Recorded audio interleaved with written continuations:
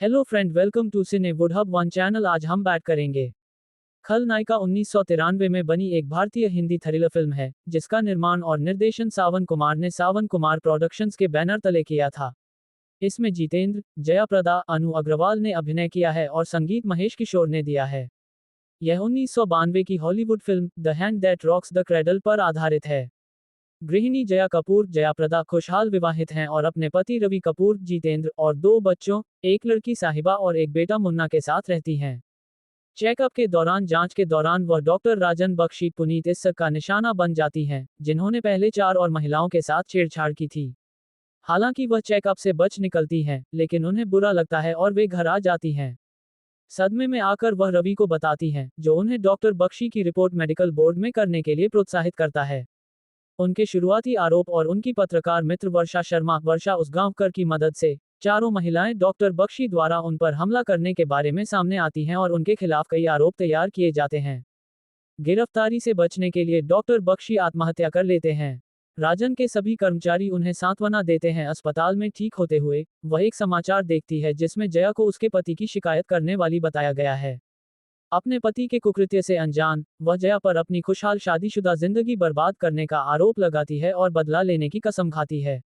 महीनों बाद जया एक नानी की तलाश में जाती है और अनजाने में अनुराधा को काम पर रख लेती है, जो किरण के नाम से जानी जाती है। अनुराधा अपने घर में जया को कमजोर करने की मुहिम चलाती है।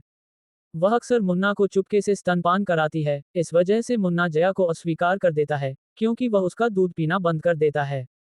अनुराधा जया की बेटी साहिबा को अपनी मां से राज छिपाने के लिए उकसाती है और उसे जया के खिलाफ करने की कोशिश करती है। अनुराधा रवि को जया के लिए एक सरप्राइज पार्टी आयोजित करने का सुझाव भी देती है, जिससे वर्षा और रवि चुपके से मिलते हैं। जया रवि पर वर्षा के साथ संबंध होने का आरोप लगाती है और इससे दोनों के बीच तनाव पैदा हो जाता है। गंगाराम महमूद एक मानसिक रूप से विकलांग माली जो कपूर परिवार की मदद करता है और साहिबा से दोस्ती रखता है, अनुराधा को मुन्ना को स्तनपान कराते हुए देखता है। उसे अपनी पोल खोलने से रोकने के लिए अनुराधा गंगाराम के रहने वाले कमरे में जया की नग्न तस्वीरें लगा देती है, जिसके कारण रवि उसकी पिटाई करता है और उसे नौकरी से निकाल देता है। साहिबा के अलावा परिवार को इसकी जानकारी नहीं होती, लेकिन गंगाराम उन पर कड़ी नजर रखता है। अब सतर्क जया को हाल की सभी घटनाओं में किरण का हाथ होने का शक होने लगता है और वह रवि को सुझाव देती है कि उन्हें उससे छुटकारा पा लेना चाहिए। अनुराधा उनकी बातचीत सुन लेती है और अगली सुबह वह जया के लिए ग्रीन हाउस में बम लगा देती है।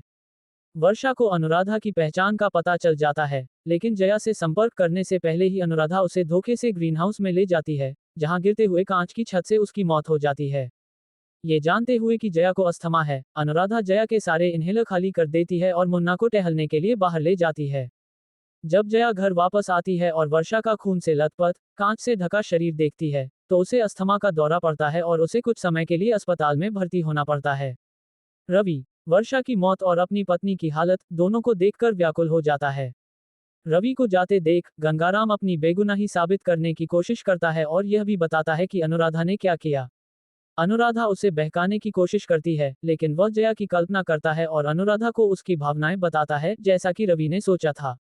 ये तब रुक जाता है जब साहिबा अपने पिता को बुलाती है और वह उठ जाते हैं। उसे लगता है कि उसकी योजना काम कर गई, लेकिन यह विफल हो जाती है।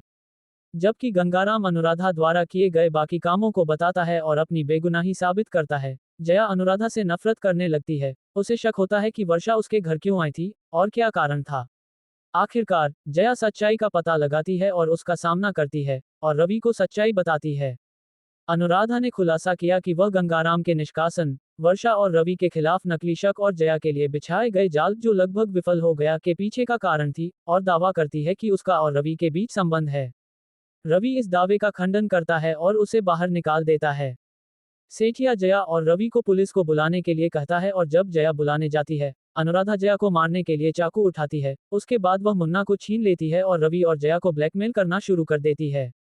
अनुराधा घर में घुसकर गार्ड और उनके दोस्त सेठिया को मार देती है और रवि को बेसमेंट में ले जाती है, जहां वह उसके सिर पर वार करती है, उसे सीढ़ियों से नीचे गिरा देती है और उसके पैर तोड़ देती है। अनुराधा साहिबा और मुन्ना को ले जाने की कोशिश करती है, लेकिन अनुराधा को अपनी मां पर हमला करते देख साहिबा अनुराधा को नर्सरी में बंद कर देती है। अनुराधा एक बागवानी के डंडे से दरवाजा तोड़कर भाग निकलती है और मुन्ना को ट्री हाउस में सुनती है। वह अंदर जाती है और गंगाराम को बच्चों को भागने में मदद करते हुए देखती है।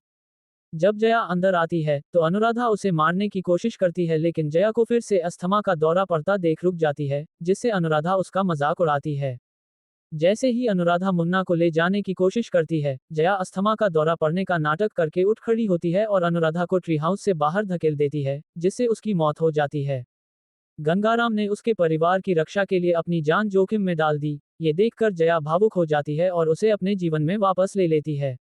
जया, रवि और उनके बच्चे हमेशा खुशी खुशी रहने लगे। ये फिल्म सुभाष घई निर्देशित फिल्म खलनायक के साथ ही रिलीज हुई थी।